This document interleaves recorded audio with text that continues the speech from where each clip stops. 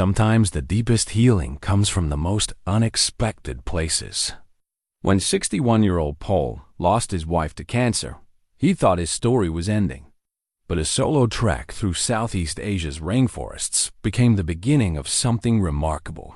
He met Elise, a fellow traveler searching for purpose after her own losses. Together, they found a hidden chamber behind a waterfall that had been sealed for over 1,400 years. Inside was a lost sanctuary filled with ancient scrolls and wisdom from a forgotten civilization. The teachings they discovered spoke directly to their hearts about grief, healing, and finding meaning in life's final chapters. What they uncovered wasn't just history, it was hope. Would this ancient wisdom help them rebuild their lives, or would it reveal something they weren't prepared to handle? Before we jump back in, tell us where you're tuning in from. And if this story touches you, make sure you're subscribed because tomorrow I've saved something extra special for you. The morning mist clung to the ancient trees of the Cambodian rainforest like memories that refused to fade. Paul Leclerc adjusted his worn leather backpack and took a deep breath of the humid air, feeling the weight of Margaret's travel journal pressed against his ribs where he kept it close to his heart. The journal's edges were soft from years of handling, its pages filled with her careful handwriting detailing dreams they'd shared but never fulfilled. At 61, Paul cut a distinguished figure even in hiking clothes, silver hair slightly tousled, intelligent gray eyes behind wire-rimmed glasses, and the careful posture of a man who'd spent decades leaning over medieval manuscripts. For 37 years, he'd been Professor Leclerc at Oxford, specializing in the intersection of history and philosophy during the medieval period. Students had known him as passionate but reserved, a man who could make 13th-century debates feel as urgent as today's headlines. But that life felt like someone else's story now. The diagnosis had come on a Tuesday in March, delivered in the sterile language doctors used to cushion devastating news. Stage 4 pancreatic cancer. 6 months, perhaps 8 with treatment. Margaret had listened with the same quiet grace she'd brought to everything else, holding Paul's hand while their world crumbled around them. "We still have time," she'd whispered that night, pulling out the travel journal she'd kept since they were newlyweds. "Look at all the places we dreamed about." They'd planned this trip to Southeast Asia for their retirement temples hidden in jungle canopies, waterfalls cascading into emerald pools, small villages where time moved differently. Margaret had researched every detail, marking potential photography spots and historical sites she knew would fascinate Paul. The journal was a love letter to adventures they promised themselves someday. Someday never came. Margaret fought bravely for 11 months, longer than anyone expected. Paul had watched her fade gradually, like watercolors in sunlight, until the woman who'd filled their home with laughter and purpose became a whisper of herself. During those final weeks, she'd pressed the journal into his hands. "Promise me you'll still go," she'd said, her voice barely audible. "Take our dreams with you, even if I can't." He'd promised, though at the time he'd meant it only to comfort her. How could he possibly travel to the places they planned to discover together? Every sight would be a reminder of her absence, every sunset a testament to loss. Yet here he was, 3 months after the funeral, standing in the heart of Cambodia's ancient forests with that same journal tucked against his heart. The grief had been suffocating at first. Their Oxford home felt like a museum of shared memories, her reading glasses on the kitchen counter, her favorite coffee mug still in the dishwasher where he'd left it, her gardening gloves draped over the back porch rail. Friends and colleagues had been kind but careful, unsure how to approach a man known for his intellectual composure, who now seemed fragile as old parchment. Retirement, which he'd taken early to care for Margaret, stretched endlessly ahead. The university had been gracious, offering consulting work and emeritus status, but Paul found himself unable to focus on academic pursuits that had once consumed him. What did medieval philosophy matter when the person who'd given his life meaning was gone? The decision to travel had come suddenly, almost impulsively. He'd been sitting in Margaret's garden on a particularly difficult evening, reading aloud from her journal, as he'd done each night since she passed. The entry from July 15th, 1987, described her fascination with Angkor Wat and the hidden temples still being discovered in Cambodia's remote forests. "Imagine, Paul," she'd written, "what secrets might still be waiting in places where few have ventured. What wisdom from ancient peoples might still be preserved in the deep jungle, just waiting for someone with the patience to look and the heart to understand." Reading her words under the starlight she'd loved so much, Paul felt something shift inside him. Not healing that seemed impossible, but perhaps the beginning of a different relationship with his grief. Maybe he could carry their love with him instead of being buried beneath its weight. The journey to Cambodia had been logistically complex, but emotionally simple. He contacted a reputable trekking company that specialized in historical and archaeological sites, explaining his scholarly background and his desire for a solitary experience. They'd recommended a route through the Cardamom Mountains, an area where ancient Khmer outposts had once guarded trade routes between the coast and the great cities of the empire. Now, 3 days into his trek, Paul was beginning to understand what Margaret had meant about the jungle's secrets. The forest around him pulsed with life in ways that Oxford's manicured landscapes never had. Birdsong created complex symphonies in the canopy above, while the calls of unseen animals added mysterious harmonies. The air itself seemed alive, thick with the scent of flowering vines and rich earth. His guide, Sovan, was a weathered man in his 50s, whose English was limited, but whose knowledge of the forest seemed boundless.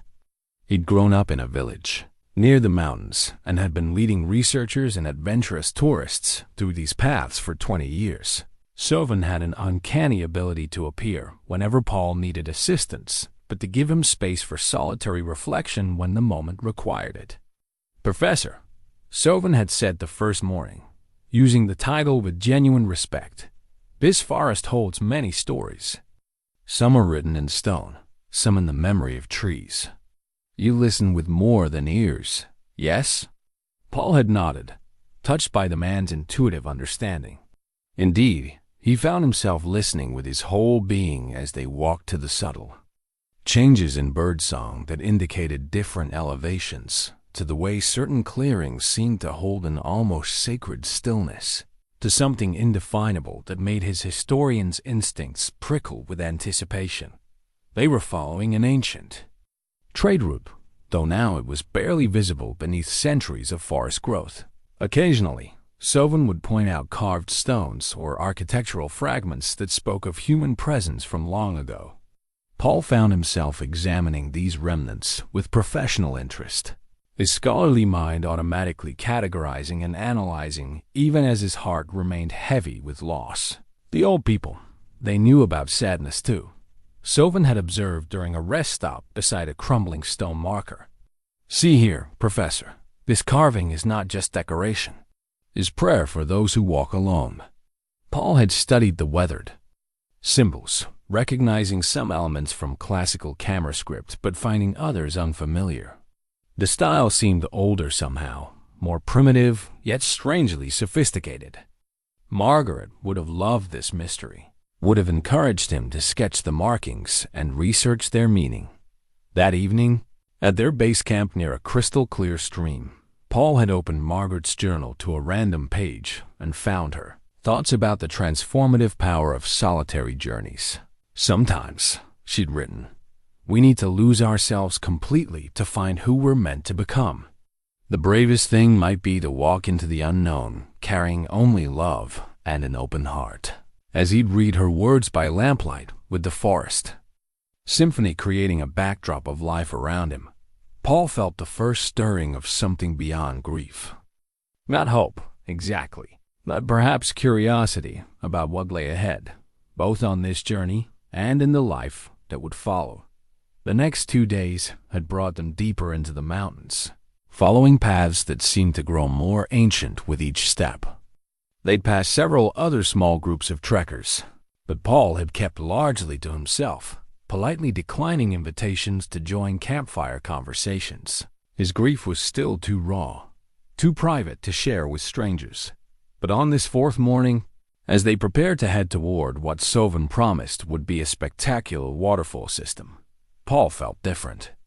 The constant ache of Margaret's absence remained, but it no longer seemed to consume all available space in his chest. Perhaps the journal's presence against his ribs, the physical reminder of carrying her dreams forward, had begun to transform the weight of loss into something more bearable. "Big water today, Professor," Sylvan announced with a rare smile. "Very. Old place. My grandfather's grandfather told stories about temples behind the falling water.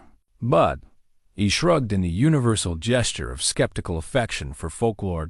Paul found himself genuinely intrigued for the first time since Margaret's death. Ancient temples hidden behind waterfalls sounded exactly like the kind of romantic adventure she dreamed about.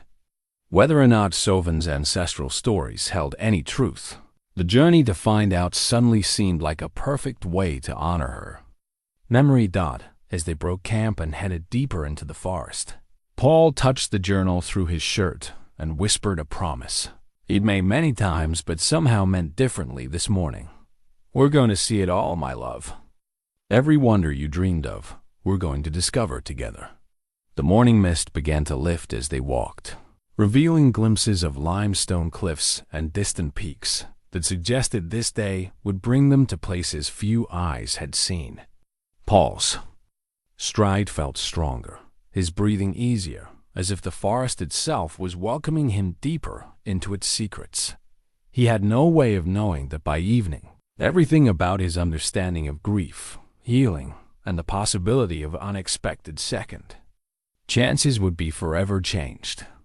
The village of Kokong appeared through the forest canopy like something from a half-remembered dream. Built on stilts beside a rushing mountain stream, the settlement consisted of perhaps 20 wooden structures connected by narrow bamboo bridges. Cooking smoke drifted lazily upward, carrying the rich scents of lemongrass and ginger that made Paul's stomach remind him. It had been hours since their simple breakfast. Sovan had suggested they stop here for lunch and to resupply with fresh water before the final approach to the waterfall region. As they crossed the main bridge into the village center, Paul noticed a small crowd gathered around what appeared to be a heated discussion in rapid clamor. At the center of the group stood a woman with silver-streaked auburn hair, gesturing emphatically, while holding what looked like a sophisticated camera with a cracked telephoto lens. "English? Does anyone speak English?" the woman was asking, her voice carrying the crisp accent of someone well-educated, but clearly frustrated. She held up the damaged camera equipment. "I just need to know if there's anywhere in the next village that might have speak English," Paul found himself saying before he'd consciously decided to intervene. The woman turned toward him, and he was struck immediately by her eyes, intelligent, green with laugh lines that spoke of someone who'd found plenty to smile about in life, despite the current frustration etched across her features. "Oh, thank goodness," she said, relief flooding her expression. "I'm Elise Morrison. My telephoto lens got knocked around during yesterday's river crossing, and I'm supposed to be documenting water ecosystems for a conservation magazine. Without this equipment, I'm basically useless." Paul studied the camera gear with the same careful attention he'd once given to damaged medieval manuscripts. "Paul Leclerc," he introduced himself. "I'm afraid I know more about 13th century illuminated texts than modern photography, but that crack looks like it might be affecting the focusing mechanism rather than the glass itself." Elise examined her equipment again, tilting her head. "You might be right. I was so focused on the obvious damage that I didn't check whether the internal mechanisms were still functional." She adjusted something on the camera body, raised it to her eye, and a genuine smile transformed her face. The autofocus is working. The crack is mainly cosmetic. Sometimes what appears broken at first glance just needs a different perspective. Paul observed, then felt heat rise in his cheeks as he realized how that might sound to a complete stranger. But Elise didn't seem to find his comment overly philosophical. Instead, she studied him with the same careful attention he'd given her camera. That sounds like wisdom earned through experience. Are you traveling alone? The question touched the familiar ache in his chest, but somehow felt less invasive coming from this woman who'd introduced herself with her own vulnerability. Yes, my wife and I had planned to explore this region together, but he paused, finding the words still difficult. She passed away recently. I'm trying to fulfill some of the dreams we shared. Something shifted in Elise's expression, a recognition. That went deeper than sympathy. I'm sorry for your loss. That kind of journey takes considerable courage. She hesitated, then added quietly, I'm traveling alone too, for similar reasons. Sometimes moving forward means walking into places that used to be meant for two. They stood in comfortable silence for a moment while the village activity continued. Around them, Sylvan appeared at Paul's elbow with a concerned expression. Professor, everything good? Lady needs help? Everything's fine, Sylvan. This is Elise Morrison. She's a photographer working on a conservation project. Paul turned back. To Elise, Sylvan knows these mountains better than anyone. If you're documenting water ecosystems, he could probably show you some remarkable sights. Elise's eyes lit up with professional interest. Really? I'm particularly interested in waterfall environments and how they create unique microclimates, plant and animal life. Sylvan's weathered face broke into a rare grin. Professor and I, we go to very big water today. Very special place, very old. Maybe good for your pictures. Yes? Would you mind if I joined you? Elise asked, looking primarily at Paul. I mean, if you're comfortable with company. I understand if you prefer to travel alone. Paul felt an unexpected moment of internal conflict. Part of him had grown protective of his solitary grief, the space he'd created to process his loss without having to consider others' comfort or needs. But looking at Elise clearly competent, respectfully maintaining appropriate distance while offering genuine connection, he found himself curious about her story and, more surprisingly, interested in sharing the day's adventure. I think Margaret would have liked you, he said finally, the words coming from someplace deeper than conscious decision. She always said the best discoveries happen when you're open to unexpected companions. Elise's smile held warmth without pity. Then if Margaret would approve, I'd be honored to join you. They shared lunch at the village's small communal area, sitting on woven mats beside the stream. Elise proved to be excellent company, knowledgeable about the region's ecology, curious about Paul's academic background, and refreshingly direct in her conversation style. She told him about her work as a freelance photojournalist, specializing in environmental and cultural stories that mainstream media often overlooked. I spent 25 years married to a foreign correspondent, she explained as they shared. The simple meal of rice, vegetables, and river fish that Sylvan had procured. James and I traveled the world together, documenting conflicts and humanitarian crises. He died 2 years ago, sudden heart attack, while we were covering refugee situations in Syria. I'm sorry, Paul said, recognizing the particular way grief changed someone's voice when speaking about profound loss. Thank you. It's been well, you understand how it is. The world keeps insisting on moving forward, even when your anchor point is gone. Elise adjusted her camera settings absently, a gesture that seemed to provide comfort. This assignment is actually my first solo project since his death. I'm trying to figure out whether I can still do meaningful work without my partner, or whether everything I thought I was good at was really just a reflection of what we were good at together. Paul understood that uncertainty more deeply than he could express. I've been wondering the same thing about my own work. Whether scholarship and teaching mattered because they were genuinely important to me, or because sharing discoveries with Margaret gave them meaning. And have you found any answers? Not yet. But I'm beginning to think that maybe the question itself is more important than finding a definitive answer. Maybe the willingness to keep looking is what matters. As they prepared to continue toward the waterfall, Elise demonstrated the kind of professional preparation that spoke of years in the field. She waterproofed her equipment with practiced efficiency, checked her GPS coordinates, and consulted with Sovan about the best angles for documenting the ecosystem they were approaching. He says there are caves behind the main waterfall, she told Paul as they began walking. Apparently, the rock formations create unusual acoustics and light conditions that could make for some remarkable photographs. Caves behind waterfalls, Paul mused. That's exactly the kind of romantic adventure Margaret used to dream about. She had this theory that the most important discoveries always happened in places where most people assumed everything had already been found. She sounds like she was wise. She was.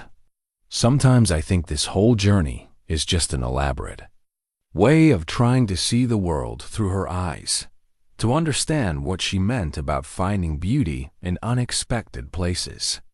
As they walked deeper into the forest, following an increasingly faint trail that Sovan assured them led to spectacular water features, Paul found himself genuinely enjoying Elise's company. She had the rare quality of being able to share space comfortably without demanding constant conversation. Yet, when they did talk, her observations were thoughtful and often surprisingly insightful. You know, she said as they navigated a particularly challenging section where the path wound between massive limestone boulders. I think your wife was right about discoveries. Some of the most significant moments in my career happened when I was looking for one thing and found something completely different. Such as, well, James and I once spent 3 weeks documenting water rights conflicts in rural Morocco. We were focused entirely on the political and economic aspects, but what we discovered was this incredible network of ancient underground irrigation systems that local engineers had been maintaining for centuries using traditional knowledge. It completely changed how we understood the relationship between technology and cultural preservation. Paul stopped walking for a moment, struck by something in her description. Traditional knowledge preservation. That's fascinating from a historical perspective. So often we assume that important information must be recorded in formal documents. Some of the most crucial wisdom gets passed down through practice and oral tradition. Exactly. And sometimes the most important discoveries happen when someone with the right background finally pays attention to knowledge that's been sitting in plain sight for generations. As they approached the sound of rushing water that indicated their destination was near, Paul felt a curious sensation he hadn't experienced since Margaret's death. Genuine excitement about what they might find ahead, enhanced rather than diminished by sharing the anticipation with someone else. He had no way of knowing that within hours, this feeling would prove prophetic in ways that would challenge everything he thought he understood about coincidence, destiny, and the mysterious forces that sometimes guide grieving hearts toward exactly what they need to heal. The sound of cascading water grew steadily louder as they followed Sovan through increasingly dense vegetation. Ancient trees towered overhead, their canopy so thick that the afternoon light filtered down in cathedral-like shafts, illuminating patches of exotic orchids and ferns that seemed to glow with an inner luminescence. Paul found himself walking closer to Elise as the path narrowed, their conversation naturally shifting from the philosophical to the practical challenges of navigating the terrain. "Watch the roots here," Paul said, offering his hand as they stepped over a particularly treacherous tangle of exposed tree roots. Elise accepted his assistance with the easy grace of someone accustomed to challenging environments, and Paul noticed that her grip was firm and confident, the hands of someone who'd handled heavy camera equipment in difficult conditions for years. Thank you. James always said I was better at seeing through a viewfinder than watching where I was stepping.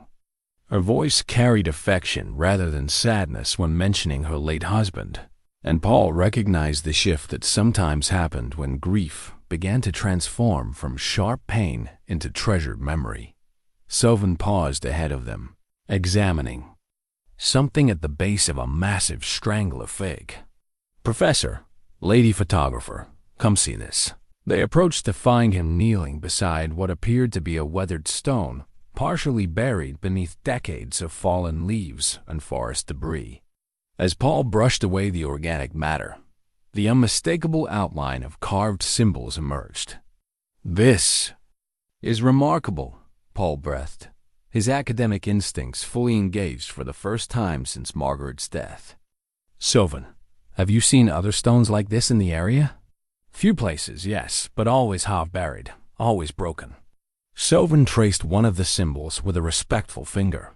"My grandfather told stories about marker stones for sacred water places, but I never knew if old stories were true."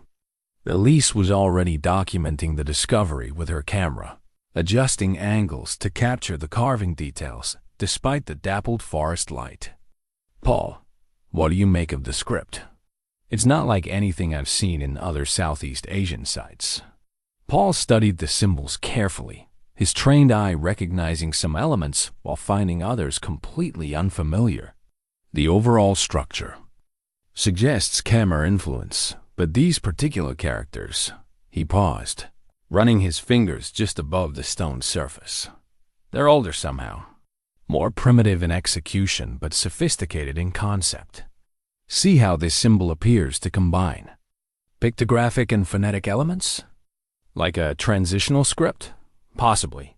Or perhaps a regional variation that developed in isolation." Paul felt a familiar thrill of academic discovery, the same excitement that had driven him through decades of medieval research. Margaret would have insisted we document everything thoroughly before moving on. "Then that's what we should do," Elise said simply. "I can provide photographic documentation, and you can make scholarly notations. Between us, we can create a proper record." They spent the next hour working together with surprising efficiency. Elise's professional photography skills complemented Paul's archaeological methodology perfectly. She captured detailed shots from multiple angles while he sketched the symbols and made preliminary notes about their possible linguistic origins. Sylvan proved invaluable, sharing fragments of oral tradition that his grandfather had passed down about the significance of such markers. The old people, they believed these stones marked paths to places where spirits of water lived, Sylvan explained. As they worked, not evil spirits, good spirits that helped people who carried great sadness. My grandfather said his grandfather once followed these markers when his heart was very heavy, and he found peace at the sacred water. Paul exchanged a meaningful glance with Elise. "Spirits that help people carrying great sadness," he repeated, thoughtfully. "Interesting that we're both here following our own heavy hearts. Coincidence?" Elise asked, but her tone suggested she wasn't entirely convinced of that explanation. "I stopped believing in coincidence the day I met Margaret," Paul admitted. "We encountered each other in the medieval manuscript collection at the Bodleian Library on the same random Tuesday afternoon, both of us researching completely different topics, both of us staying late because we'd lost track of time. She always said the universe has a way of putting people where they need to be when they're ready to find what they're looking for." As they prepared to continue toward the waterfall, Paul noticed that the forest around them seemed to be changing.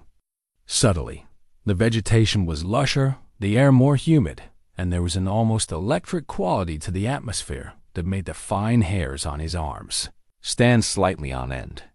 More intriguingly, they began encountering additional stone markers. At regular intervals, each one featuring similar, carved symbols but with slight variations that suggested they were approaching something significant. It's like following breadcrumbs, Elise observed, photographing their third marker stone in as many minutes.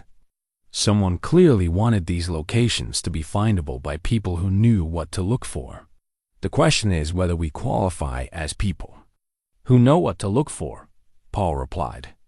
I'm beginning to feel like we're following a path that was left for us specifically. Sovan, who had been listening to their exchange with apparent amusement, suddenly stopped walking and raised his hand for silence.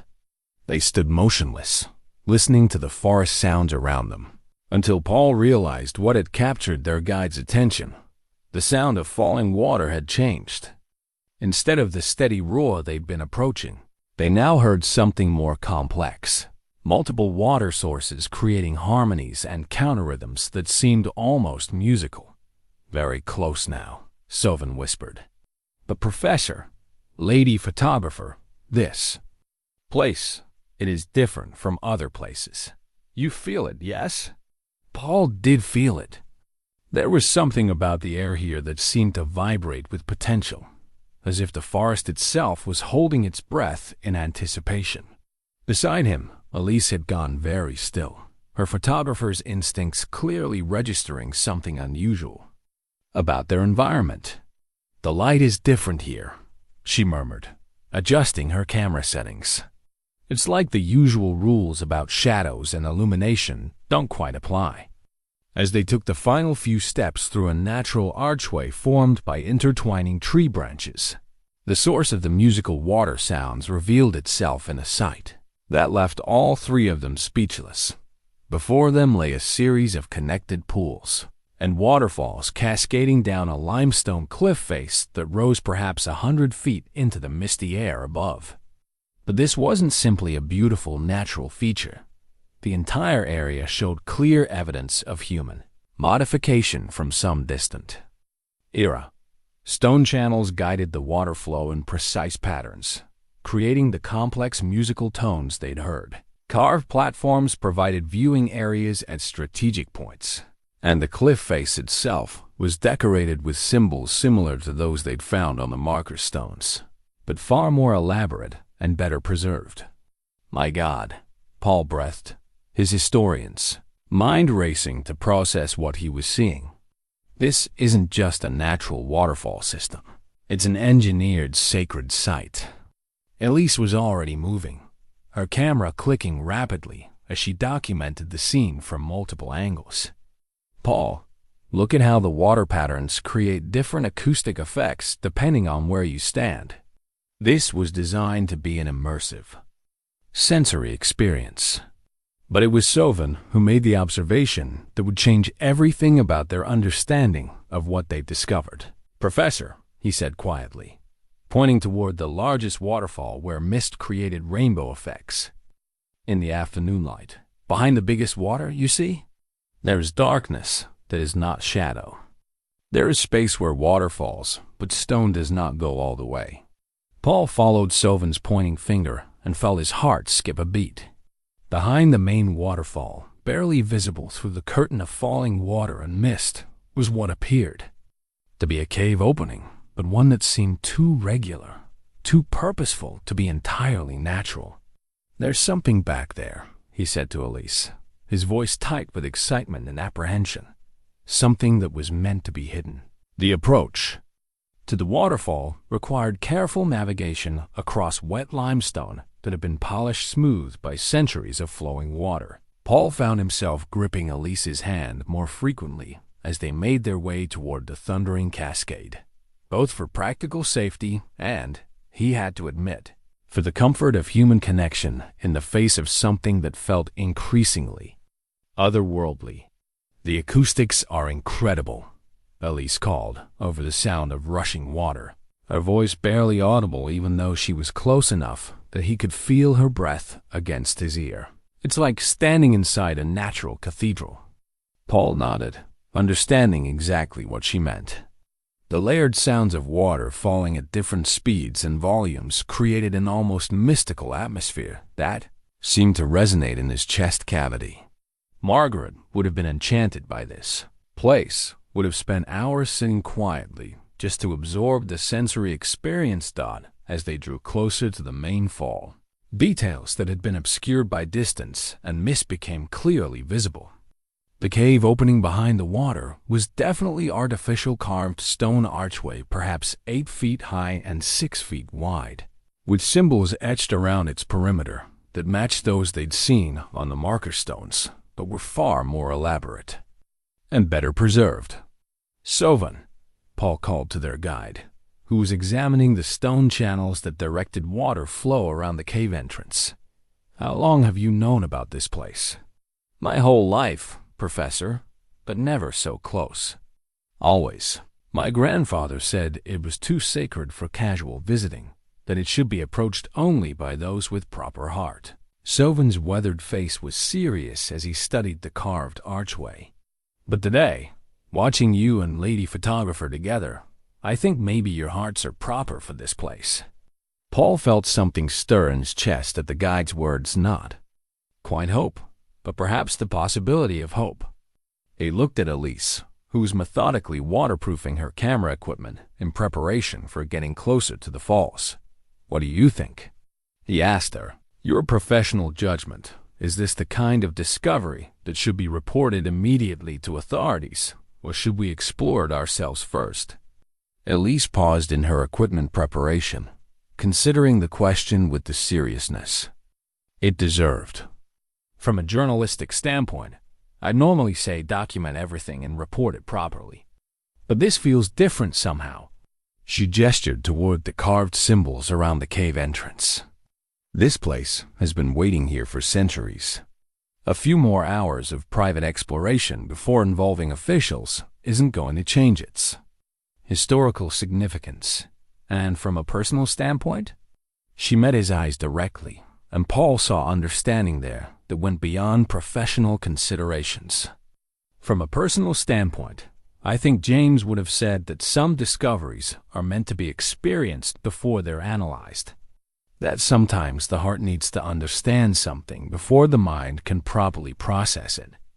They made their way carefully along the stone ledges that provided access to the cave entrance, using carved handholds that suggested this path had been designed for regular use by whoever had created this sanctuary. The stone was slippery with constant moisture, but the carving work was so expertly done that their footing remained secure even in the treacherous conditions. "Look at this," Paul said as they reached the cave entrance, running his fingers along carved symbols that were crisp and clear despite their obvious age. "The preservation is remarkable. The water flow has actually protected these carvings from weathering. Paul, you need to see this." Elise's voice carried a note of wonder that made him look up from his examination of the stonework, growing along the edges of the cave entrance, seemingly nourished by the constant mist and humidity, was a type of moss unlike anything Paul had ever seen. It glowed with a soft, greenish-blue luminescence that became more apparent as they moved into the shadows near the cave mouth. "Bioluminescent moss," Elise breathed, already adjusting her camera settings to capture the ethereal light. "I've heard of such things in deep caves, but never seen it myself. This is extraordinary." But what was more extraordinary was the way the moss seemed to pulse gently with their presence, growing brighter as they approached and dimming slightly when they moved away. Paul touched the cave wall near a particularly bright patch, and the luminescence intensified noticeably under his palm. "It's responding to us," he said, his voice filled with wonder. "The bioluminescence isn't random, it's reactive." Sovan appeared beside them, having navigated the slippery approach with the sure-footedness of someone who'd spent his life in challenging terrain. His expression was reverent as he observed the glowing moss. "My grandfather spoke of this," he said quietly. "He called it the light that welcomes those who seek with true hearts. Said it was sign that the spirits of this place accepted your presence." Paul exchanged another look with Elise, both of them clearly thinking the same thing. Whatever lay beyond this entrance, they were being invited to discover it. The cave opening led to a short tunnel that curved gently to the right, effectively blocking any view of what lay beyond. The luminescent moss continued along the walls, providing enough light to navigate safely while creating an atmosphere that felt more magical than scientific. Paul could hear Elise's camera clicking occasionally behind him as she documented their progress, but both of them seemed instinctively to move quietly, as if they were entering a sacred space that demanded respect. After perhaps 20 feet, the tunnel opened into a chamber that took Paul's breath away. They stood at the threshold of a perfectly circular room carved from living rock, perhaps 30 feet in diameter, with a domed ceiling that disappeared into shadows above. The luminescent moss grew in intricate patterns along the walls, creating natural artwork that pulsed gently with warm light. Stone benches had been carved into the walls at regular intervals, and in the center of the room sat a circular platform surrounded by channels that carried water from the falls, outside in a complex pattern around the chamber's perimeter. But most remarkable of all were the walls themselves. Every available surface was covered with carved symbols, pictographs, and what appeared to be text in multiple scripts, some familiar to Paul's trained eye, others completely foreign. The carvings were so detailed and extensive that cataloging them would require weeks of careful study. "This is impossible," Paul whispered, his academic mind struggling to process what he was seeing. The level of preservation, the complexity of the engineering, the artistic sophistication, this represents a civilization far more advanced than anything I've seen from this region and time period. Elise was moving around the chamber's perimeter, photographing everything with systematic precision, but Paul could see the wonder in her expression matched his own. "Paul, look at this."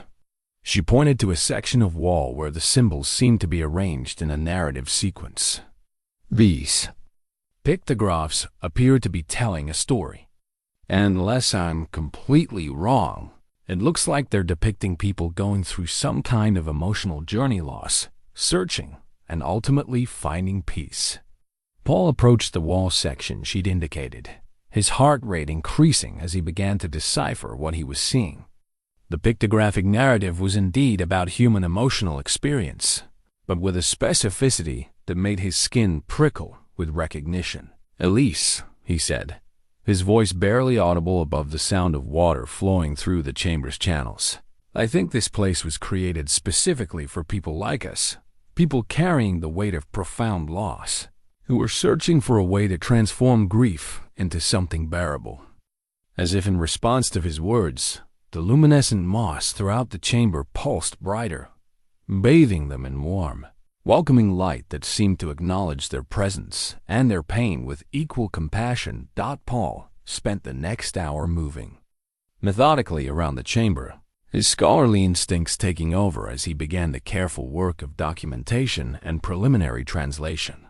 The script variations were fascinating layers of linguistic evolution that suggested this sanctuary had been maintained and updated across multiple generations, perhaps centuries of continuous use. "This section here," he told Elise, pointing to a wall where earlier pictographs had been supplemented with more sophisticated script, shows at least 3 distinct periods of inscription. The original pictographic narrative, then an intermediate script that bridges pictographic and phonetic elements, and finally, what appears to be classical Khmer with some unique regional variations. Elise documented each section as Paul identified it, her photography providing the detailed record that would allow for proper scholarly analysis later. But she was also studying the content with her journalist's eye for human stories. "Paul, I think you should look at this more carefully," she said, calling him to a section near one of the stone benches. "Unless I'm misunderstanding the pictographs, this appears to be instructions, a guide for people using this space."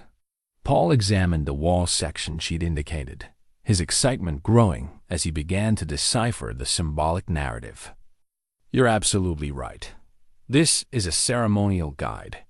He traced the symbols with his finger, careful not to actually touch the ancient stone. "It's describing a process arrival in a state of grief, specific rituals to be performed in this chamber, and transformation toward." He paused, struggling with the translation. The best way I can render this concept is carrying love forward rather than being buried beneath loss. The accuracy of the ancient description in relation to their own emotional states was unsettling in its precision. Paul felt as if someone had been watching his internal struggle for the past 3 months and had carved instructions specifically for his healing. "There's more," Elise said, pointing to additional pictographs that continued the narrative sequence.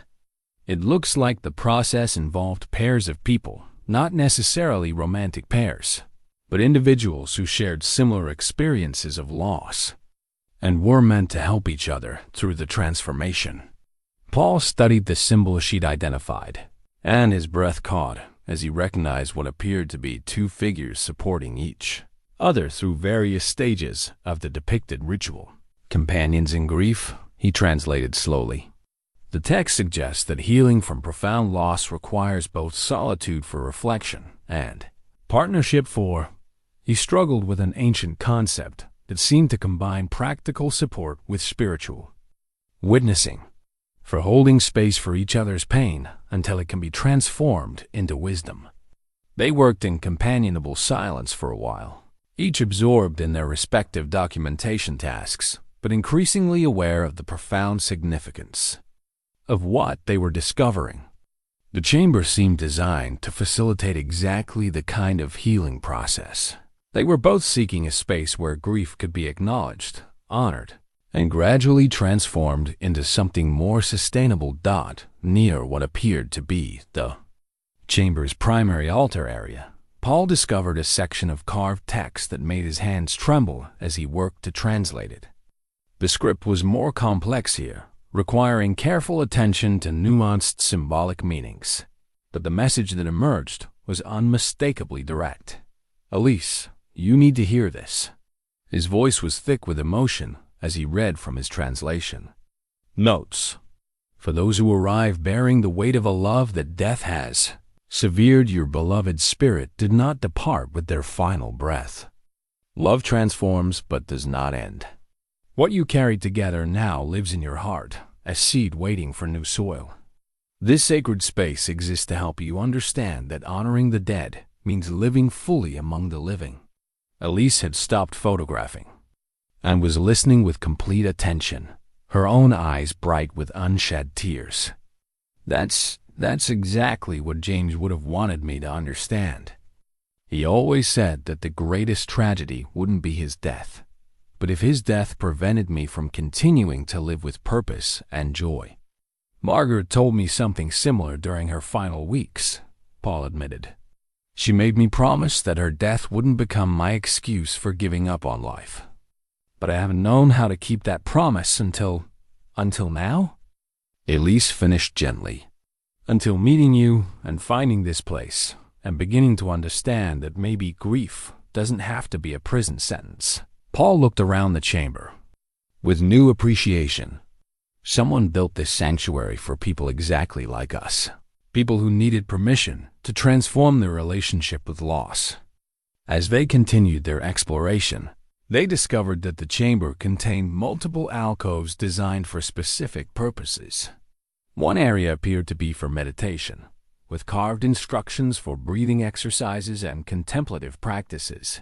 Another section contained what looked like a library of stone tablets with more extensive philosophical texts about the nature of impermanence and love. But the most remarkable discovery came when Elise noticed a particular symbol that appeared repeatedly throughout the chamber, a stylized representation of 2 interlocking circles with radiating lines. "Paul, this symbol, I've seen it before." She showed him the carved pendant she wore around her neck, a piece of jewelry that James had given her years earlier. The pendant bore the same interlocking circles design, though rendered in silver rather than stone. Paul examined the pendant and then looked back at the chamber walls, where the symbol appeared in various contexts. Where did James get this piece? He bought it from an antique dealer in Phnom Penh during one of our early assignments in Cambodia. The dealer said it was from an ancient healing tradition. The couples wore them as protection during times of separation. Elise's voice grew quiet. "I've worn it every day since his death, but I never really understood what it meant." According to the inscriptions here, this symbol represents the concept that love creates connections that transcend physical presence. Paul translated, his excitement growing. The radiating lines indicate that love energy continues to flow between connected souls even when they're separated by distance, or, he paused, looking directly at Elise, or by death. The implications of this discovery settled over them both. Elise's husband had somehow acquired a pendant bearing the symbol of this hidden sanctuary, a place neither of them had known existed. Paul's journey to fulfill Margaret's travel dreams had led him to this exact location where he'd met Elise, whose own grief journey had been guided by an artifact connected to the same ancient healing tradition. "This isn't coincidence," Elise said finally, her voice filled with wonder rather than fear. "Something led us both here." Paul nodded, feeling a sense of rightness that he hadn't experienced since Margaret's death. "The question is what we're supposed to do with this discovery. This place has been waiting for someone to find it and understand its purpose. Maybe we're meant to be its guardians or its interpreters. Or maybe we're just meant to let it heal us first," Elise suggested. "Maybe before we can share this wisdom with others, we need to fully receive it ourselves." As if in response to her words, the luminescent moss throughout the chamber pulsed with warm, encouraging light, and Paul felt something shift deep in his chest, the first genuine stirring of hope he'd experienced since losing Margaret. The afternoon light filtering through the waterfall entrance had shifted to a golden amber when Paul made the discovery that would change everything about their understanding of the sanctuary's purpose.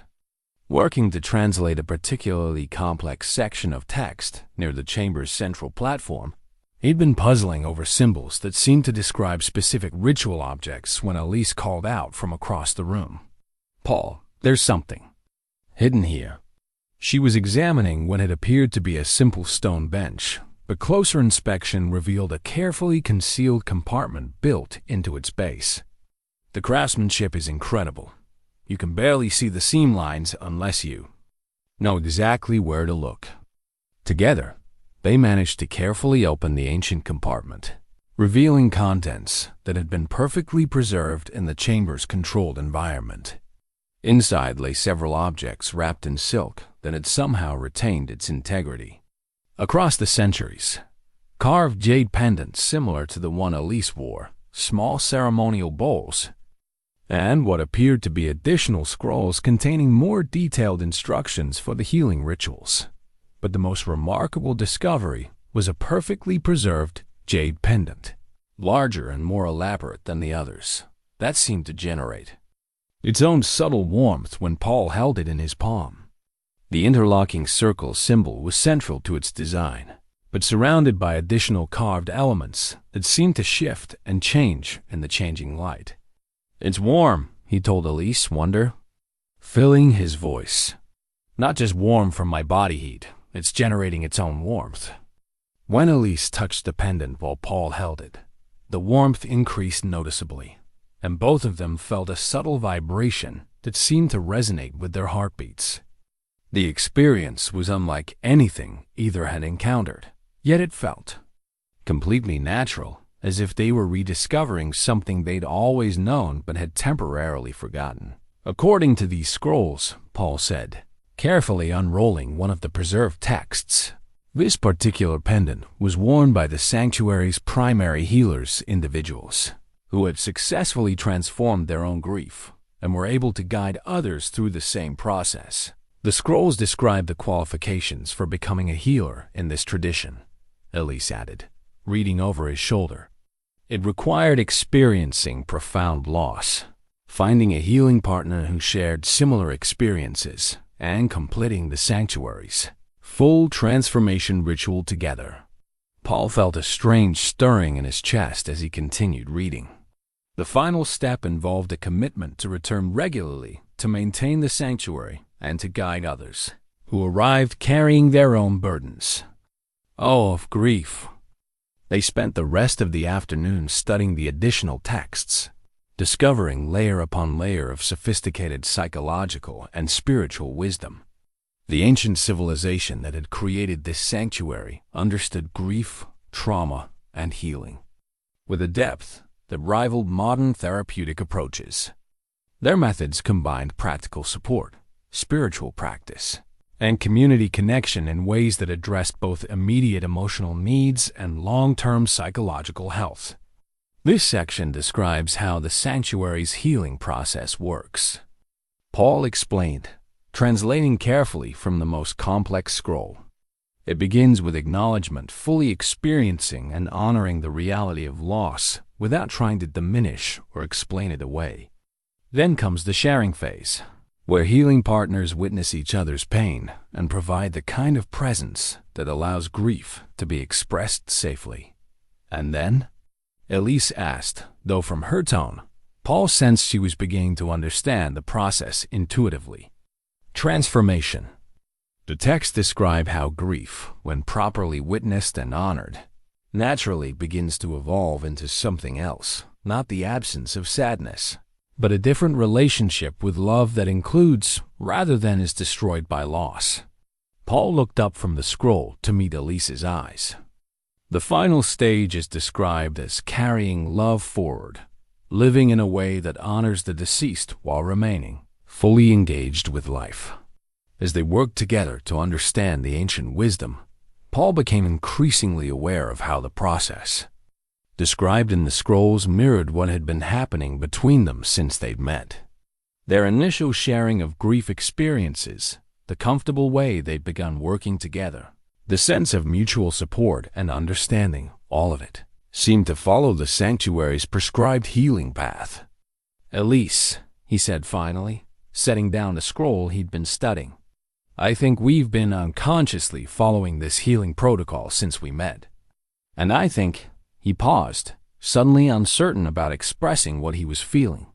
"You think we were meant to find this place together?" she finished for him. "I've been thinking the same thing.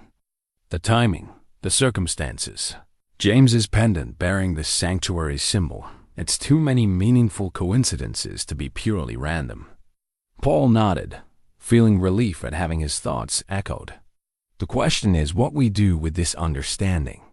The scroll suggests that people who complete the healing process here take on certain responsibilities to the sanctuary itself and to others who might need its wisdom. And to each other," Elise added quietly. "The texts make it clear that the healing partnerships formed here are meant to be permanent connections. Not necessarily romantic, but deeply committed relationships based on mutual support and shared purpose." Paul felt his heart rate increase at her words. The growing connection he'd been feeling with Elise had been confusing in the context of his grief for Margaret. But the sanctuary's teachings seemed to offer a framework for understanding how new love could coexist with ongoing honoring of the past. "Margaret always believed that love multiplies rather than divides," he said carefully. "She used to say that the heart's capacity for connection is infinite. That loving one person deeply makes you more capable of loving others, not less." James felt the same way. He always said that our love made him more open to friendship and connection with others, not more closed off. Elise picked up the warm jade pendant again, studying its intricate carvings. "Maybe what we're feeling isn't a betrayal of our marriages, but an extension of what they taught us about love." As evening approached and they prepared to leave the sanctuary, both of them understood that something fundamental had shifted in their relationship to each other and to their grief. The ancient wisdom had provided not just intellectual understanding, but permission to begin imagining a future that honored their past losses while remaining open to new possibilities. "We'll come back tomorrow," Paul said as they carefully returned the ceremonial objects to their protective compartment. "This place deserves proper study, and I think we deserve the full healing it has to offer." Elise nodded, her hand briefly touching his arm in a gesture that felt both comforting and promising. "Tomorrow we'll begin the real work." As they made their way out through the waterfall passage, the luminescent moss pulsed farewell around them, and Paul felt Margaret's presence not as a haunting absence, but as a loving blessing on whatever. Lay ahead. Paul woke before dawn in his simple lodge accommodation. Margaret's travel journal pressed against his chest, as it had been every night since her death. But this morning felt different. Instead of the familiar ache of waking to renewed awareness of loss, he felt anticipation, something he hadn't experienced since receiving her terminal diagnosis. Today, he and Elise would return to the sanctuary to begin what the ancient texts describe as the formal healing process. He was reviewing his translation notes over coffee when Elise appeared at his door, her face flushed with excitement and what appeared to be profound shock. "Paul, I need to show you something. Something that changes everything about why we're here." Her voice carried an urgency that made him immediately set aside his breakfast and follow her to the lodge's small common area, where she'd spread out a collection of papers, photographs, and what appeared to be journal entries. "I couldn't sleep last night, so I went through James's research materials documents I brought with me but hadn't looked at since his death."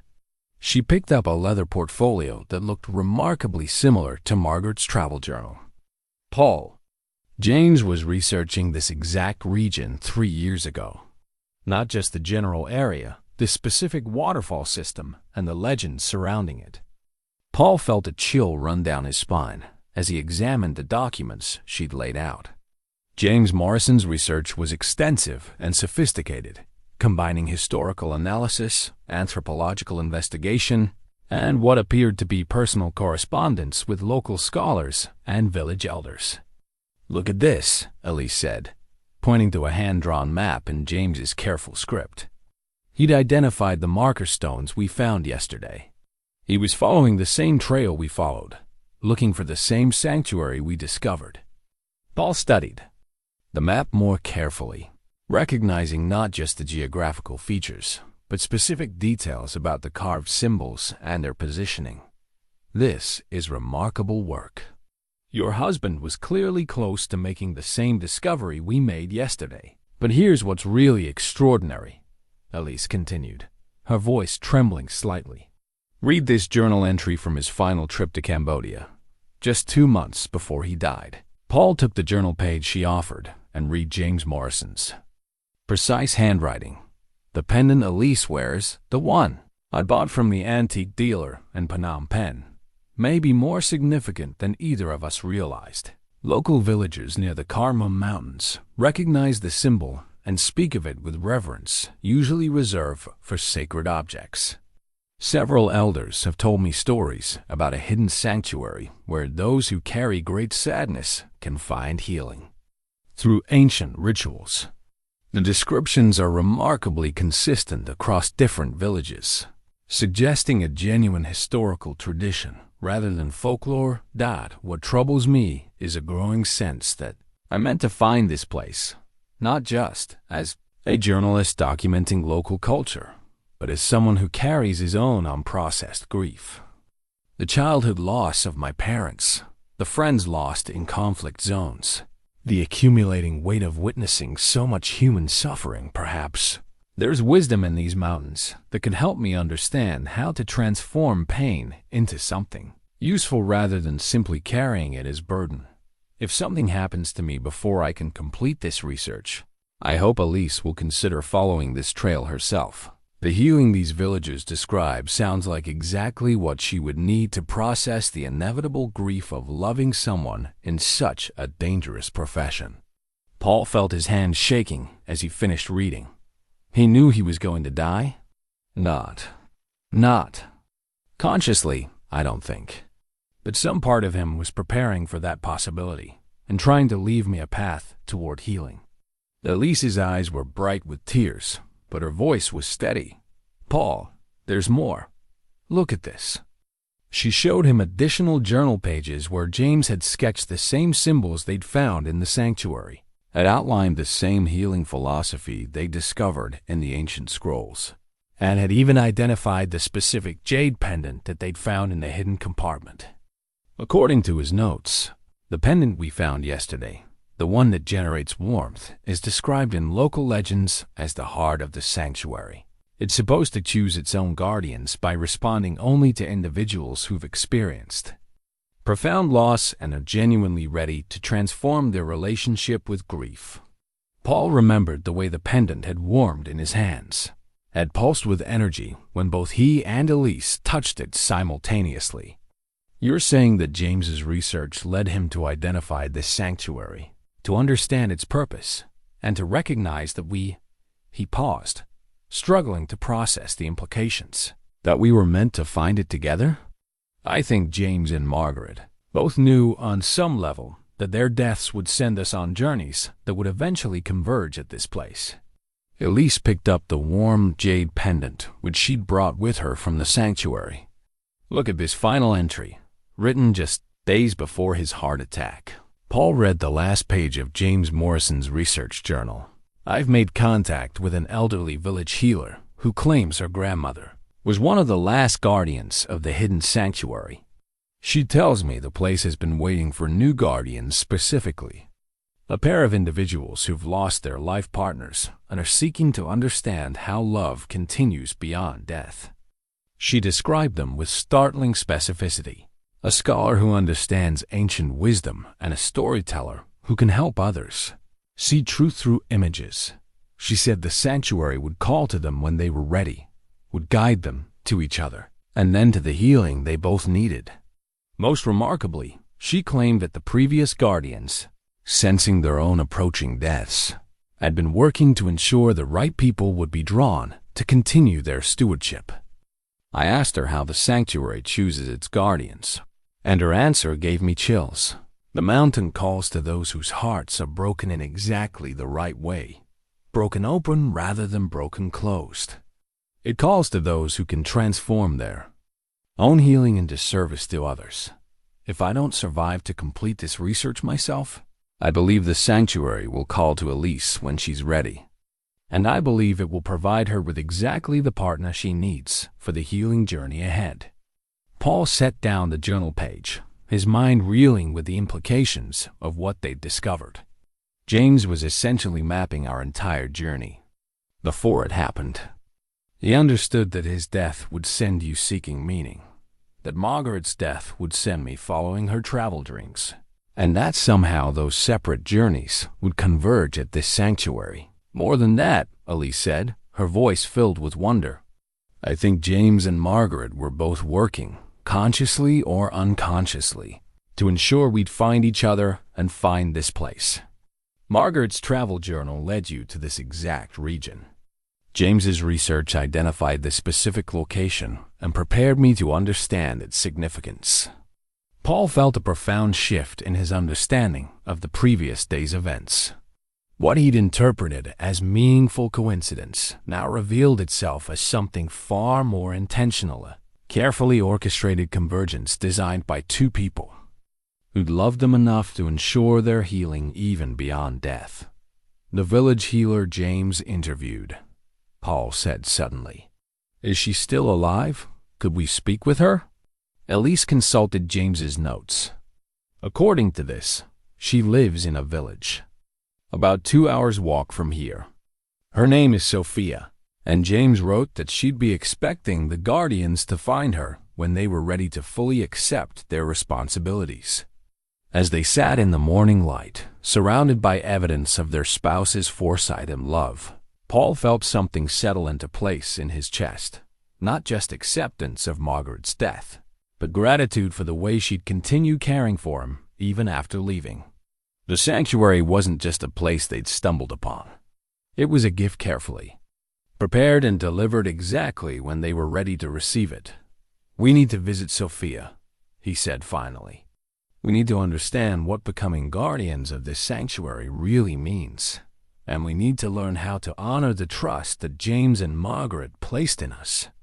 Elise nodded, her hand finding his across the table. Whatever this responsibility involves, we'll face it together. I think that's exactly what they intended.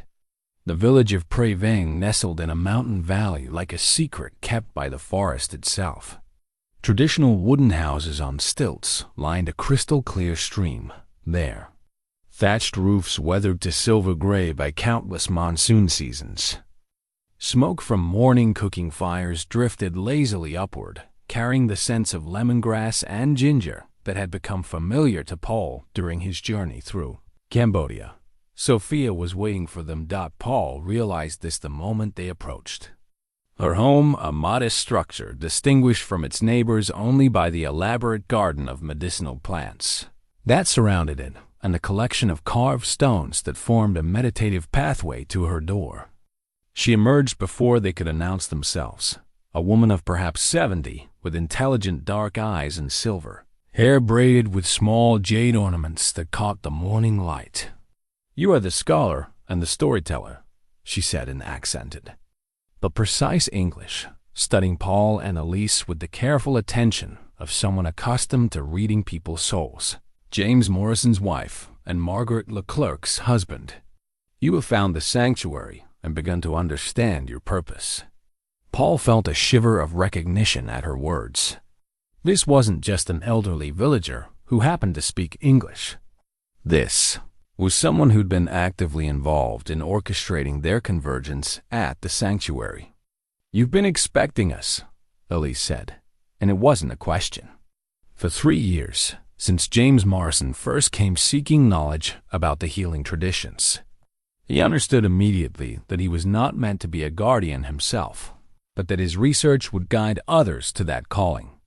Sophia gestured for them to sit on woven mats arranged in the shade of her house. "Your husband was very wise, Mrs. Morrison. He knew his time was limited and spent it preparing a path for your healing. How could he have known about Paul?" Elise asked. "How could he have known we would meet?" Sophia poured tea from a clay pot, her movements deliberate and graceful. "The sanctuary has been calling its guardians for over 1,000 years. Always they come in pairs, individuals whose losses have broken them open rather than closed, who can transform their healing into service to others. The patterns are consistent across centuries.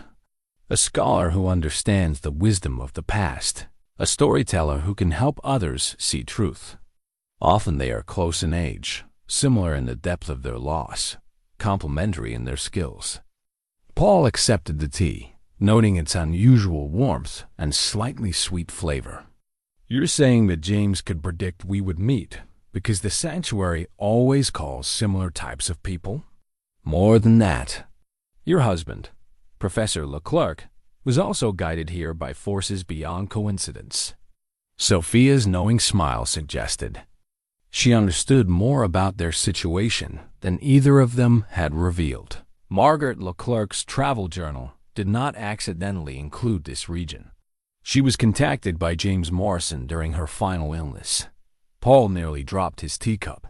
"That's impossible." Margaret never mentioned knowing a James Morrison. Check. Her journal professor, the entry for October 23rd of last year. She wrote about a letter from a journalist researching grief and healing traditions in Southeast Asia. With trembling hands, Paul pulled Margaret's journal from his backpack and flipped to the date Sophia had specified. There, in Margaret's careful handwriting, was an entry he'd somehow missed during his countless readings of her journal. "Received the most extraordinary letter today from a photographer named James Morrison. He's researching traditional healing practices in Cambodia and Myanmar, specifically related to grief counseling and spiritual recovery from profound loss. He learned about Paul's work on medieval religious philosophy through academic journals and wrote asking if we'd be interested in contributing to his research. What struck me most was his description of the healing traditions. He's documented ancient wisdom about transforming grief into purposeful love, about finding healing partners who can witness and support each other's transformation. It sounds exactly like what Paul will need after I'm gone." I wrote back giving him Paul's contact information and suggesting that this research might be personally relevant rather than just academically interesting. "Something tells me this connection will matter more than either of them can imagine right now." Paul stared at the journal entry, his understanding of the previous weeks reshaping itself completely. Margaret was in contact with James. She knew about the sanctuary research and thought it would help me after her death. Your wife and Mrs. Morrison's husband spent several months in correspondence, Sophia confirmed. They shared their concerns about how their surviving spouses would process grief, and they worked together to create opportunities for healing. Margaret's travel journal was deliberately designed to bring you to this region. James's research materials were carefully preserved and positioned where Mrs. Morrison would find them when she was ready. Elise was quiet for a long moment, absorbing the implications of what they were learning. They planned our meeting. They orchestrated this entire journey because they knew we would need each other. They planned the opportunity for your meeting. Sophia corrected gently. The choice to recognize and act on that opportunity was yours. The sanctuary cannot force healing on anyone. It can only provide the right conditions for those who are genuinely ready to transform their relationship with loss. Paul felt a complex mixture of gratitude and grief as he considered Margaret and James's careful preparations for their partner's healing. Even facing their own deaths, they'd been thinking about how to ensure the people they loved would find a path forward. What does it mean to be guardians of the sanctuary? Elise asked. What are our responsibilities? Sophia's expression grew serious. The sanctuary has been maintained for over 14 centuries by pairs of guardians who've completed the healing process and committed to helping others do the same. The responsibilities are both practical and spiritual. She gestured toward a wooden chest near her door, and Paul realized it contained documents, maps, and artifacts related to the sanctuary's long history. Practical responsibilities include maintaining the physical space, protecting it from exploitation or damage, and documenting the wisdom it contains for future generations. The sanctuary is not widely known because it cannot serve its purpose if it becomes a tourist destination or commercial venture. And the spiritual responsibilities? Paul asked. Recognizing and guiding other individuals who are called to the sanctuary for healing. Serving as living examples of how profound grief can be transformed into purposeful love. Teaching the ancient practices to those who are ready to learn them. Sophia paused, studying both their faces carefully. Most importantly, demonstrating that it is possible to honor the dead by living fully among the living. Paul felt the weight of what she was describing. This wasn't just about their personal healing.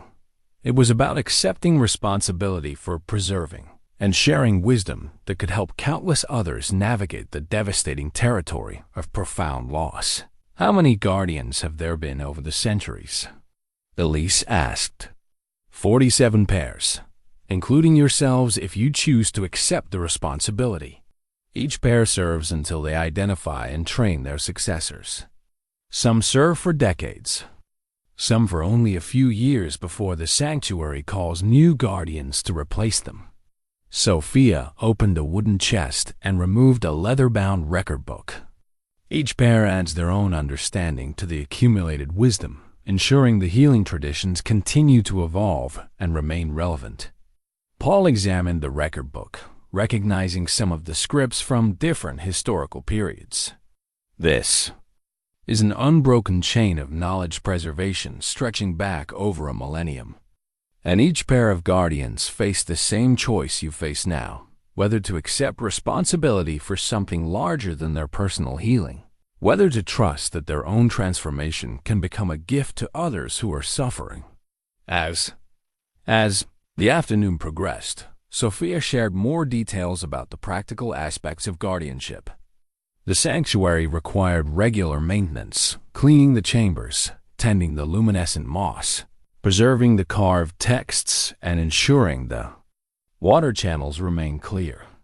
More complex was the responsibility of recognizing individuals who were ready for the sanctuary's healing process and providing appropriate guidance without overwhelming them.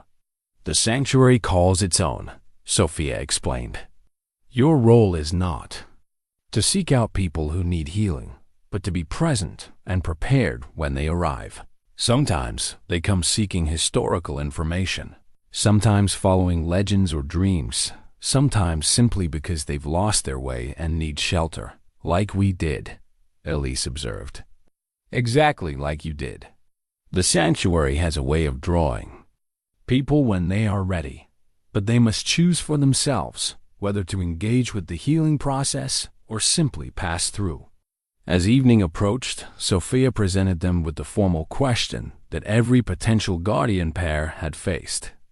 Throughout the sanctuary's history, having experienced the sanctuary's healing power in your own lives, having understood its history and purpose, are you prepared to accept responsibility for preserving this wisdom and sharing it appropriately with others who carry the burden of profound loss? Paul looked at Elise, seeing in her eyes the same mixture of uncertainty and recognition he felt in his own heart. This was exactly the kind of meaningful purpose Margaret had always encouraged him to seek, the way of transforming personal pain into service to others that she'd embodied throughout her battle with cancer.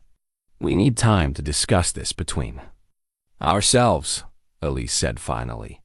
And we need to complete our own healing process at the sanctuary before we can take responsibility for helping others. Sophia nodded approvingly.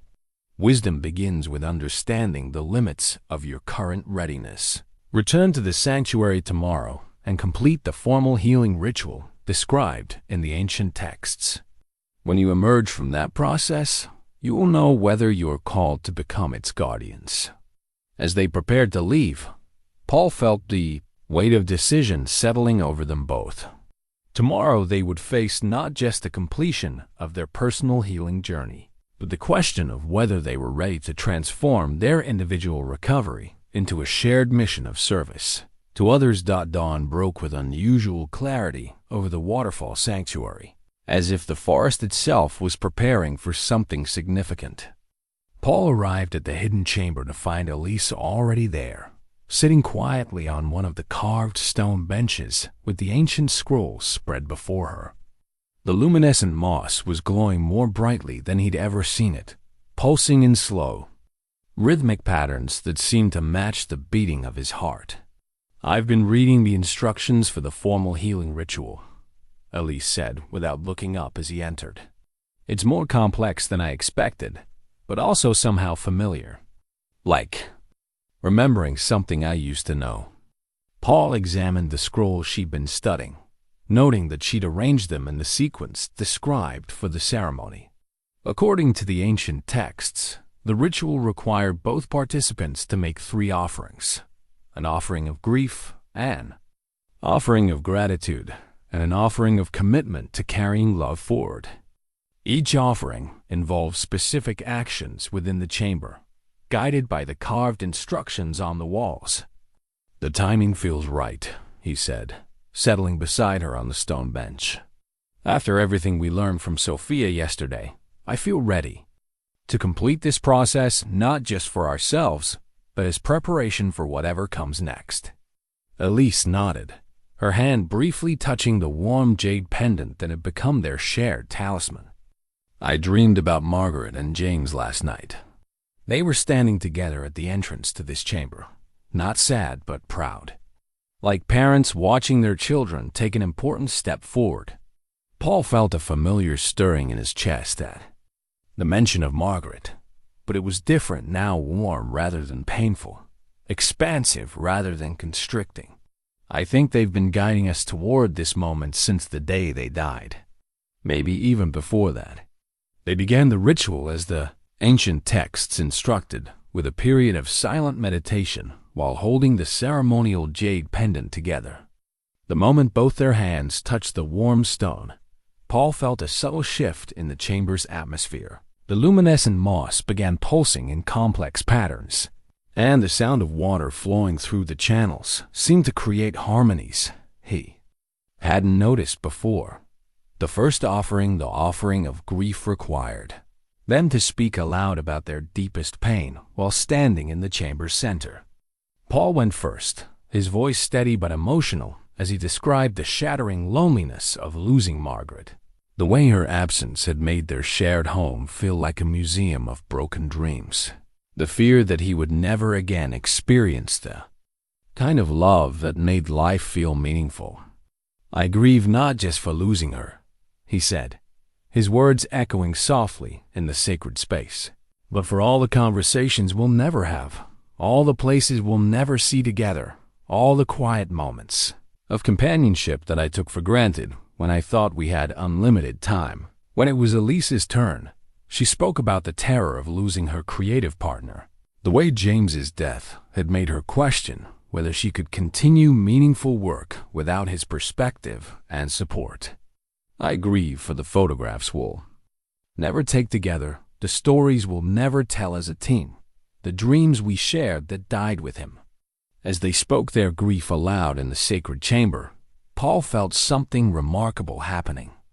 Instead of the familiar crushing weight that usually accompanied thoughts of loss, he experienced a sense of relief, as if finally giving voice to his deepest pain in this sacred space had somehow transformed it from a burden into an offering of love.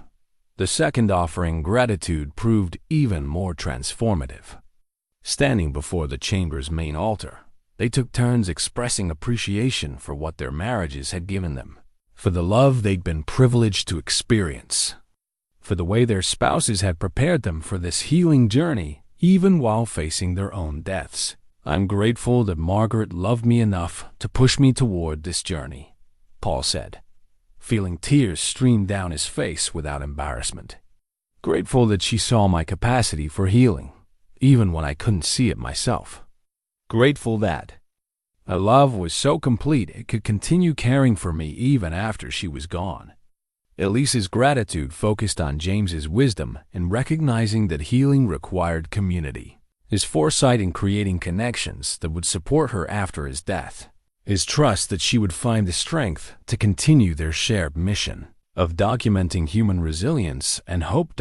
As they spoke their gratitude, the chamber's luminescent moss began glowing so brightly that it illuminated details in the carved walls they'd never noticed before. Ancient symbols seemed to shimmer and move in the enhanced light, and Paul felt the presence of countless other healing rituals that had taken place in this sacred space across the centuries. But it was the third offering, the commitment to carrying love forward, that would prove to be the most challenging and transformative part of the ancient healing process. The third offering required them to make a commitment to the future while holding the sanctuary's most sacred artifact, a crystalline staff that had been hidden in a sealed alcove revealed only when the chamber's luminescent moss reached its full brightness. Paul had never seen anything like it. The staff appeared to be carved from a single piece of translucent crystal that seemed to contain its own internal light source. According to the scrolls, this can only be lifted by those who learn to balance grief with hope, Elise read from the ancient instructions. It requires both participants to touch it simultaneously while speaking their commitment to carrying love forward into whatever future awaits them. Paul approached the staff with reverence, understanding that this moment represented the culmination of everything they'd experienced since meeting 3 days earlier. When he placed his hands on the crystal surface, he felt a subtle vibration that seemed to resonate through his entire body, not uncomfortable, but profoundly energizing, as if the artifact was somehow attuning itself to his emotional state. When Elise added her hands to his on the crystal staff, the resonance intensified dramatically. The staff began glowing with warm, golden light that filled the entire chamber, and Paul felt something shift at the deepest level of his being. It wasn't just the lifting of grief. It was a fundamental transformation in his relationship to love itself. "I commit to honoring Margaret's memory by living fully in whatever time remains to me," he said, his voice strong and clear. "I commit to transforming our love from something that ended with her death into something that guides and enriches every day of my continuing life. I commit to sharing the healing I've found here with others who carry similar burdens of loss." Elise's commitment built on his, while adding her own understanding of their shared calling. "I commit to honoring James's memory by continuing the work we began together." but in new forms appropriate to this next chapter of my life. I commit to using my skills as a storyteller to help others understand that profound love survives death and can become a source of strength rather than only sorrow. I commit to serving as a guardian of this sacred place and its wisdom. The moment they completed their spoken commitments, the crystal staff became weightless in their hands, and Paul felt a surge of energy that seemed to confirm their readiness for whatever responsibilities lay ahead. More remarkably, he felt Margaret's presence more clearly than at any time since her death, not as a ghostly haunting, but as a warm blessing on his decision to move forward with purpose and hope. "We need to make one more commitment," Elise said quietly, her eyes meeting his with complete openness. "To each other. The scrolls make it clear that sanctuary guardians work in permanent partnership, supporting each other through whatever challenges their service brings." Paul felt his heart racing as he considered what she was asking. Not just professional partnership, but the kind of deep personal commitment that would honor both their healing journey and the love that had brought them to this moment. "I've been thinking about that since yesterday," he admitted. "What I feel for you doesn't diminish what I felt for Margaret, it extends it. She taught me how to love completely, and that capacity is part of what drew me to you. I think she would want me to love again if it was with someone who understood the preciousness of what we're choosing. James always said that love multiplies rather than divides," Elise replied, her voice filled with emotion. "That people who've experienced deep love are more capable of loving again, not less. I think both our spouses brought us to this place because they knew we would need each other, not just for healing, but for whatever comes after healing." Still holding the crystal staff together, they made their final commitment to each other as partners in both the sanctuary's guardianship and in building a life that honored their past while embracing their future. The moment they spoke these words, the staff pulsed with brilliant light, and Paul felt a completion he hadn't known was possible after such profound loss. "We should record our names in the Guardian's Chronicle," Elise said, indicating a stone tablet near the chamber's entrance where centuries of guardian pairs had inscribed their commitment to the sanctuary's mission, using tools provided in the Dios ceremonial kit. They carefully carved their names beneath the long list of previous guardians: Paul Leclerc and Elise Morrison, chosen by grief, united by healing, committed to serving love that transcends death. As they completed the inscription, the chamber's luminescent moss settled into a steady, warm glow that seemed to acknowledge their new status. Paul felt a profound sense of rightness about what they'd committed to. Not just the ending of one chapter of their lives, but the beginning of something that would give meaning to everything that came after. Walking out of the sanctuary together as its newest guardians, Paul felt Margaret's blessing on their union and their mission, and understood finally that the greatest way to honor the dead is to live fully and lovingly among the living. 6 months later, Paul stood in the kitchen of the cottage he and Elise had purchased together in the Cotswolds, watching her adjust the lighting for photographs of their latest translation work. Margaret's travel journal lay open on the table beside a collection of carefully documented artifacts from the sanctuary, while James's research materials were organized in neat stacks nearby. The integration of their two lives had happened with surprising naturalness, as if they'd been meant to share space all along.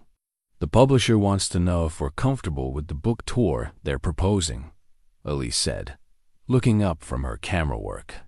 7 cities in 3 weeks, focusing on grief counseling centers and universities with strong psychology departments.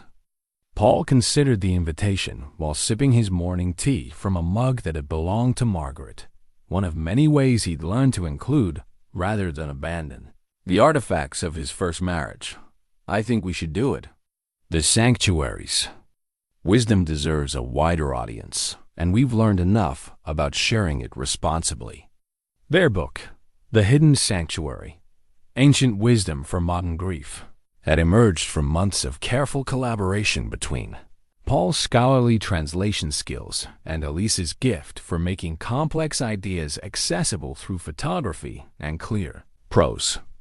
They've been meticulous about protecting the sanctuary's location while sharing its philosophical insights, working closely with Sophia to ensure their presentation honored the ancient traditions. Dr. Matthews from the Grief Counseling Institute called yesterday, Paul continued. She wants to discuss incorporating some of the sanctuary's practices into their therapeutic programs. Apparently, the concept of healing partnerships is generating significant interest in the professional community. That makes sense. The idea that grief healing requires both solitude and witnessing resonates with what a lot of therapists are already doing intuitively. Elise adjusted her camera angle to capture the morning light falling across one of the jade pendants they'd brought back from Cambodia. Speaking of healing partnerships, Mrs. Chun is arriving this afternoon for her consultation. Paul felt the familiar stirring of purpose that accompanied their work with individuals who'd been drawn to their story and were seeking guidance for their own grief journeys. Mrs. Chun was a widow from London whose daughter had given her their book after her husband's death from Alzheimer's. She'd written requesting a consultation about whether she might be ready to begin dating again after 3 years of mourning. I've prepared the meditation room with the water feature and the photographs from the sanctuary, Paul said, and I reviewed her letter again this morning. The situation reminds me of where we were when we first met, ready for healing, but uncertain about what form it might take. Over the past 6 months, they developed a careful protocol for sharing the sanctuary's wisdom with individuals who sought them out. Not everyone was ready for the full transformative process the sanctuary offered, but many people benefited from understanding its core insights about the nature of love, loss, and healing. Their own relationship had deepened gradually, built on the solid foundation of shared purpose and mutual understanding of loss. Their wedding ceremony, held in Elise's garden on a crisp October morning, had been small and meaningful, attended by close friends and colleagues who understood that they were witnessing not just a union between two people, but the continuation of a mission that honored 4 lives rather than just 2. Paul's academic colleagues at Oxford had welcomed him back to part-time teaching with enthusiasm, particularly after his research on grief philosophies across cultures generated significant scholarly interest. Elise's photography exhibition, Sacred Spaces, Where Healing Happens, had toured internationally, raising both awareness and funding for grief counseling programs. But their most important work remained their quarterly journeys back to Cambodia to maintain the sanctuary and serve as guides for the occasional travelers who found their way to the hidden chamber. They'd established a careful relationship with the Cambodian Department of Culture, ensuring the site's protection while maintaining its sacred character. I got a letter from Sovan yesterday, Elise said, handing Paul an envelope bearing familiar handwriting. He writes that 2 more people arrived at the Waterfall last week, a retired teacher from Australia whose husband died in a car accident, and a musician from Germany who lost his partner to cancer. He guided them to the sanctuary and gave them our contact information. Paul read Sovan's letter with the deep satisfaction that came from witnessing the sanctuary's continued ability to call those who needed its healing. The ancient wisdom was still doing its work, still drawing together individuals whose losses had broken them open rather than closed, still facilitating the kind of transformative healing that had saved both his and Elise's lives. We should plan our next Cambodia trip for after the book tour, he suggested.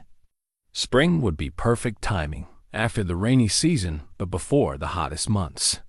I'd like that. I've been having dreams about the sanctuary again, not troubling dreams, but calling dreams.